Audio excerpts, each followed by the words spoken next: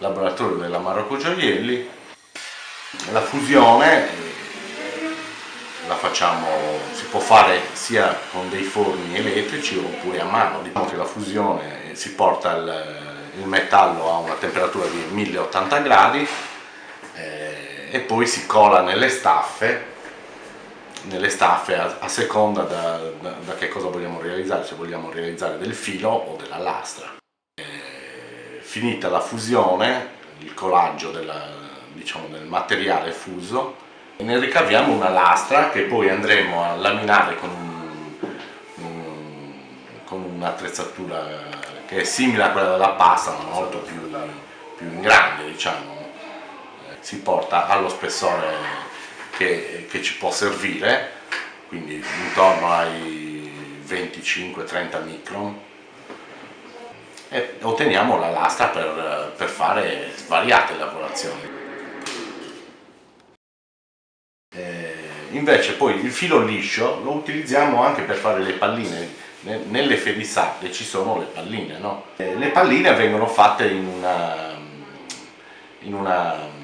un pezzo di legno un po' bruciato, quindi che praticamente il carbone che c'è sopra il legno funge da separatore, diciamo, non fa appiccicare gli oggetti, diciamo.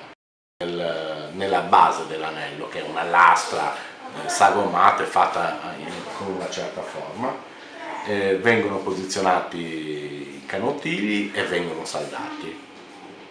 Canottigli, pallini, insomma, ci sono, diciamo che la lavorazione si svolge in 5 o 6 fasi, perché i canottigli non è che uno può buttare tutti i canottigli, posizionarli, saldarne una parte, posizionarli, continuare e saldarne un'altra parte. Una volta che ha finito questa lavorazione, l'oggetto, siccome quando lo saldi viene decappato, viene nero, quindi ha bisogno di essere ripulito, si mette in un decappante, poi si continua e si montano i famosi pallini che abbiamo visto prima.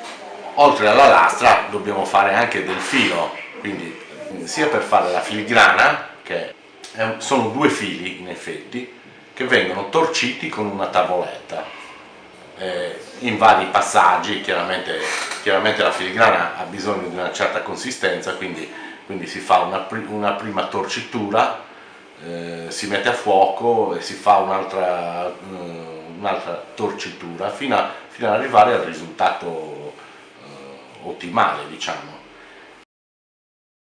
La corbula non è altro che una lastra bombata, dove viene appiccicato un filo saldato al centro e poi diciamo manualmente viene fatta questa spirale che forma questo gioiello sardo, diciamo.